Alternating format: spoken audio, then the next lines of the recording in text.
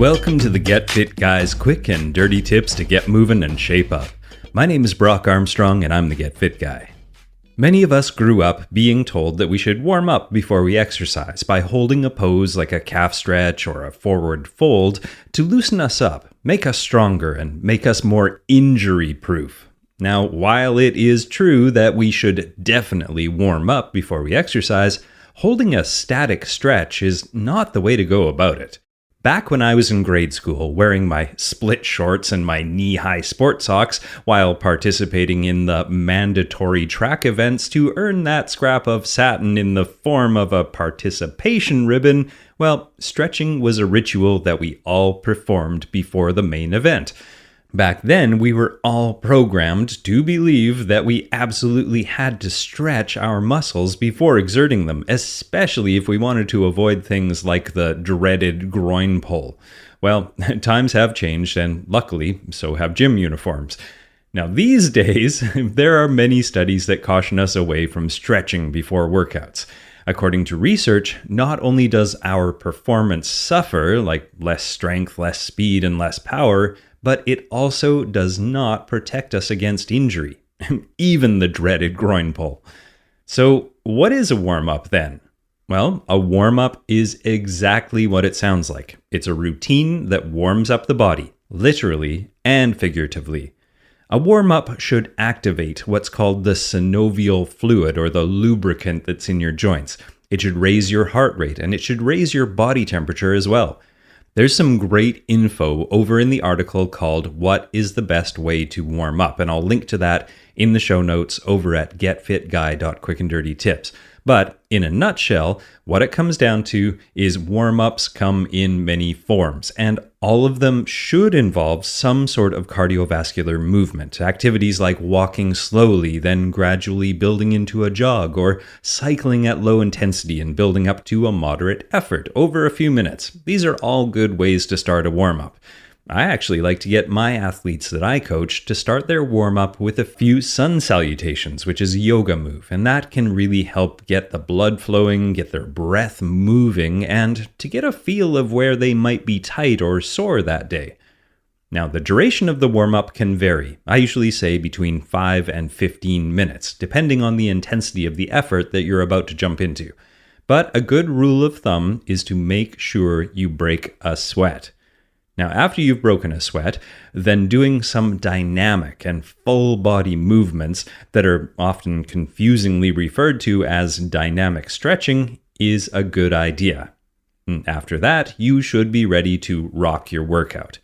Now, what is a dynamic stretch, you ask? Well, before we get into that, let's talk about how it differs from what we did back in grade school. Let's define static stretching first. A static stretch is a stretch that is held in a comfortable but challenging position for between 10 to 30 seconds and is the most common form of stretching. This type of stretching is considered safe and effective for improving overall flexibility. But what about before exercise? Well, most of you fit folks out there have probably heard or read that sports science researchers have discovered, relatively recently, that using static stretching as a warm-up can actually lower things like jumping heights, and it can slow your running speeds and decrease your lifting strength, without even reducing the chances of getting injured. But how can that be? Was your gym teacher lying to you? Well, probably not, and here's why. Muscles are made up of bundles and bundles of tiny fibers, and the theory was that stretching before engaging in exercise would make those muscle fibers more pliable, and therefore less likely to get torn or strained. But in studies that have compared the rates of injury or even muscle soreness among people who stretched before exercise and those who didn't, researchers found little, if any, benefit in stretching.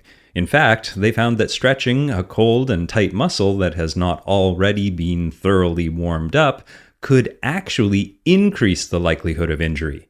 So, if you hear someone say that they're stretching so they don't get injured, well, you should let them know that the scientific evidence has shown that static stretching does not reduce your risk of injury, and sadly, stretching before or after exercise doesn't even protect you from muscle soreness.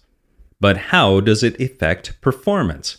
A study on runners called Effects of Static Stretching on 1 Mile Uphill Run Performance found that runners were 13 seconds slower when they stretched immediately before doing a 1 mile uphill run. And in that study, the researchers concluded static stretching should be avoided before a short endurance bout. And there are many more research studies that have shown that static stretching can also do things like inhibit the amount of force that a muscle can produce and limit the peak physical performance in jumping or lifting activities that you may engage in. Going back as far as 2013, the New York Times reported on 2 studies which proved the detrimental effects of static stretching pre-workout.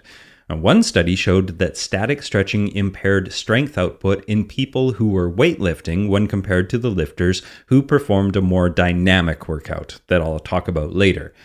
The other study reviewed 104 other studies on stretching and athletic performance, and it found an almost universal evidence that static stretching before a workout decreased performance.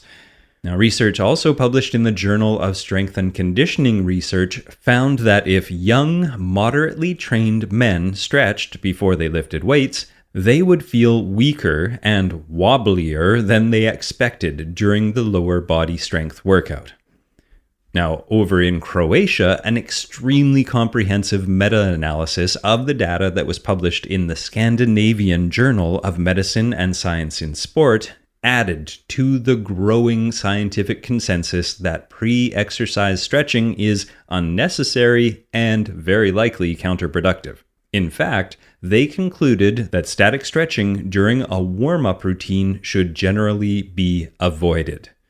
So, what this all comes down to is the fact that if you make your muscles loose and your tendons too stretchy before you ask them to perform, well, these soft tissues are less able to produce quick and powerful responses that you desire. This means that if you're about to lift weights or run very fast or, in fact, do anything that requires power or explosiveness, doing static style stretching is going to limit your performance to a certain extent. With all this negative talk about stretching, well, it might seem like it's something that you should avoid, but that is not what I'm saying at all. The confusion between mobility, flexibility, and warming up for exercise is where the issue really comes in. Stretching, by gently bringing your joint to the end of its range of motion and then holding it there for 60 to 90 seconds or more, is how you actually increase your flexibility. And this can be a very beneficial thing to do. Just don't do it during your warm-up, not on cold muscles, and not before engaging in an activity that requires strength or power and quick muscular response time.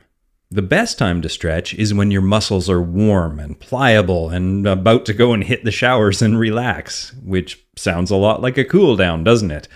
For more info on cool downs, you can check out an article called Cooling Down After Exercise, 6 Helpful Tips, and you can find the link to that and all the studies I just talked about at getfitguy.quickanddirtytips.com and look for episode 399.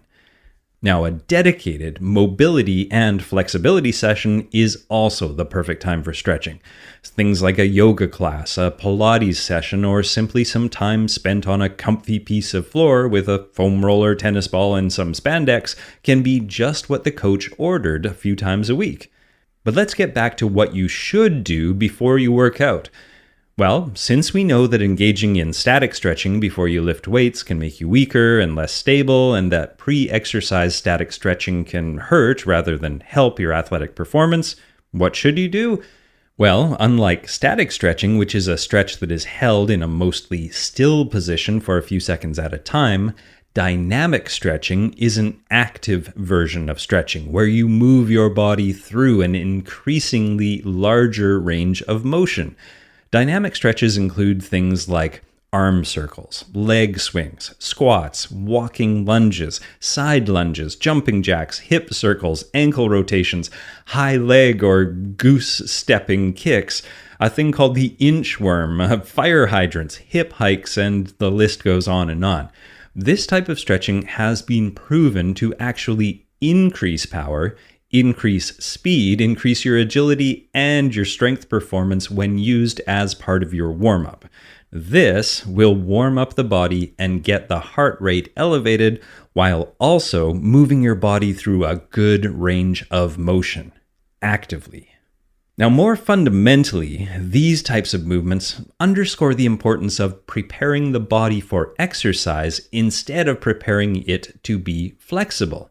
And, of course, it goes without saying that the aim of any type of warm-up should be to improve performance and not worsen it. For more dynamic info, stretching tips, and to join in the static conversation, make sure you head over to facebook.com/getfitguy or twitter.com/getfitguy, and also make sure you go to getfitguy.quickanddirtytips and look for episode 399 if you want to find links to all the studies I talked about and see that list of those dynamic movements that you should give a try. Now, my name is Brock Armstrong, and I'm the Get Fit Guy, asking you, what are you waiting for? Go get fit.